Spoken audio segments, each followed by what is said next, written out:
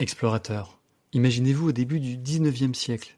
Les États-Unis ne sont encore qu'un vaste territoire où chaque déplacement, chaque voyage est une épreuve.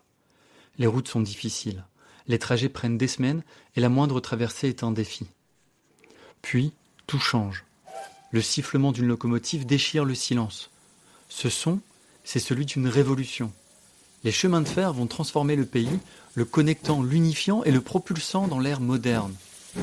Aujourd'hui, dans cet épisode, nous allons parcourir ensemble cette histoire fascinante. Des débuts laborieux à l'apogée des grandes lignes, en passant par le déclin du train face aux voitures et aux avions, et jusqu'à son héritage culturel encore vivant. Si vous êtes prêt à monter à bord, poinçonnez votre billet et montez avec moi dans la locomotive qui nous emmène à une époque où la vapeur côtoie les chevaux. Bienvenue dans Nouveau Western, le podcast qui vous emmène au cœur de l'histoire fascinante des États-Unis d'Amérique. Des événements marquants aux figures emblématiques, en passant par les mythes et les réalités de ce pays hors du commun, chaque épisode est une porte ouverte sur un nouvel aspect des États-Unis. Que vous soyez passionné d'histoire, curieux d'en savoir plus sur cette nation ou simplement à la recherche d'une escapade intellectuelle, vous êtes au bon endroit. Tout commence dans les années 1820. Alors que l'Europe développe ses premières locomotives, les États-Unis, fascinés par cette innovation, adoptent rapidement la technologie en important plusieurs modèles britanniques. Et en 1827, la Baltimore and Ohio Railroad devient la première ligne ferroviaire commerciale des États-Unis. Son objectif ? Transporter plus efficacement les marchandises et les passagers. En 1830, la fabrication locale prend son essor avec la conception de la première locomotive entièrement construite aux États-Unis, marquant une étape cruciale dans l'autonomie industrielle ferroviaire du pays. Mais les débuts sont parfois chaotiques. Une anecdote célèbre illustre bien cela. Lors d'une démonstration publique, une locomotive se mesure à un cheval dans une course improbable. Les spectateurs sont fascinés. Et devinez qui gagne ? Le cheval, évidemment, mais seulement pour cette fois. Car le potentiel des trains est évident et très vite, les lignes ferroviaires se multiplient, notamment sur la côte Est. Imaginez, explorateurs, vivre à cette époque. Auriez-vous eu confiance en cette nouvelle machine ou seriez-vous resté fidèle à vos chevaux ?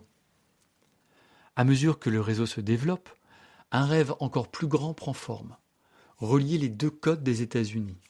En 1862, 35 ans après la première connexion, Abraham Lincoln signe le Pacific Railway Act, ouvrant la voie à la construction du premier chemin de fer transcontinental. Ce projet monumental mobilise des dizaines de milliers d'ouvriers, principalement des immigrés irlandais et chinois, dont on estime le nombre compris entre 10 et 15 000, mais aussi des vétérans de guerre et des hommes sans emploi. Ces travailleurs sont confrontés à des conditions souvent inhumaines, journées de 12 à 16 heures, logements rudimentaires dans des camps isolés et des risques constants d'accidents, de maladies ou d'attaques de bandits. Les ouvriers chinois, en particulier, reçoivent en moyenne un salaire de $1 par jour, soit bien moins que leurs homologues irlandais, tout en devant payer leurs outils et leur nourriture.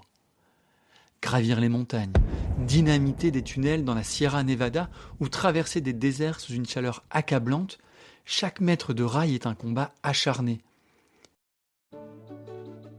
Et pourtant, en 1869, après 7 années d'efforts, l'Est et l'Ouest se rejoignent enfin à Promontory Summit, dans l'Utah. Ce moment est marqué par la pose du Golden Spike, un clou en or, symbolisant l'union des deux lignes. Imaginez les applaudissements, la fierté et même les larmes de joie. Explorateurs, on parle ici de 3000 km de rails reliant l'Est à l'Ouest. Les chemins de fer ne font pas que relier les régions, ils transforment aussi la société. Des villes comme Chicago deviennent des carrefours essentiels, propulsant leur économie et leur influence. Les trains permettent aussi de transporter des produits agricoles et manufacturés à une échelle jamais vue auparavant.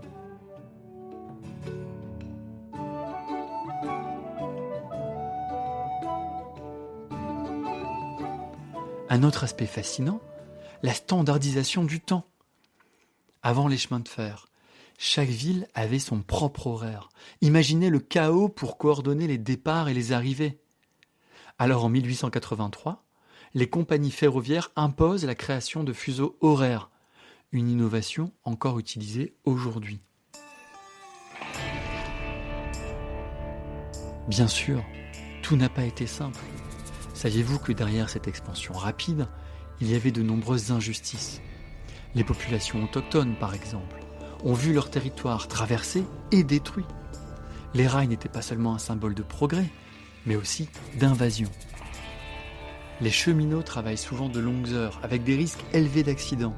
Et pourtant, plusieurs compagnies imposent de nouveau des réductions de salaire de près de 10%, alors que les barons du rail, ces magnats, parfois surnommés les rois du vol, continuent d'accumuler des fortunes immenses malgré la crise économique de 1873. Cette fois-ci, c'en est trop. En 1877, la grande grève des chemins de fer éclate. Imaginez près de 100 000 cheminots en colère, arrêtant les trains à travers tout le pays pour ce qui allait devenir la première grève nationale de l'histoire américaine. Les gouvernements locaux et fédéraux mobilisent la milice et l'armée pour réprimer les manifestations. C'est malheureusement plus de 100 personnes qui sont tuées lors des affrontements. La grève met en lumière les inégalités sociales et amorce une réflexion sur les droits des travailleurs, posant les bases du syndicalisme américain. Même aujourd'hui, les trains continuent de marquer le paysage américain. Vous l'avez peut-être remarqué, dans les films, les trains klaxonnent lorsqu'ils traversent une ville. Eh bien, ceci est une obligation légale. Les trains doivent klaxonner à chaque fois qu'ils traversent une ville ou approchent un passage à niveau. C'est une mesure de sécurité, mais aussi un rappel de leur présence. Cela m'arrive encore parfois d'entendre ces klaxons au cœur de la nuit, ici aux États-Unis. Imaginez-vous, tout est calme, et soudain, au loin,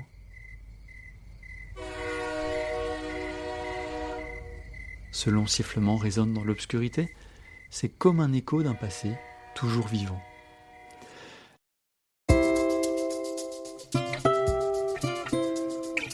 Les trains ne sont pas que des moyens de transport, ils sont aussi des symboles.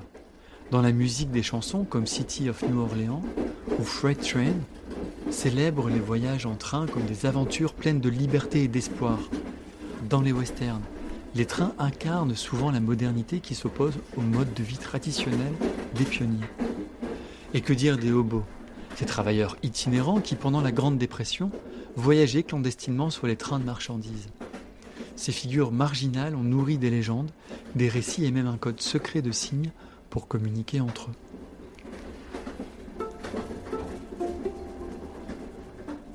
Même si les trains de passagers ont décliné, ils continuent d'occuper une place importante dans le transport de marchandises.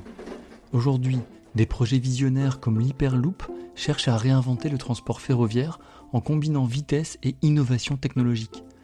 L'Hyperloop, imaginé par Elon Musk, consiste en des capsules transportant des passagers à plus de 1000 km/h à l'intérieur de tubes sous vide. Bien que toujours en phase expérimentale, ce concept pourrait réduire le trajet Los Angeles-San Francisco à moins de 30 minutes contre 7 à 8 heures en voiture aujourd'hui. S'il se concrétise, l'Hyperloop pourrait marquer une nouvelle révolution dans le transport ferroviaire et défier les modes de transport traditionnels. Ce projet reste un symbole de l'ambition de moderniser le transport ferroviaire américain tout en réduisant l'empreinte carbone des déplacements. Et vous, si vous deviez traverser les États-Unis aujourd'hui, choisiriez-vous le train pour revivre un peu de cette histoire ? Ou peut-être préféreriez-vous utiliser par exemple la route 66 ?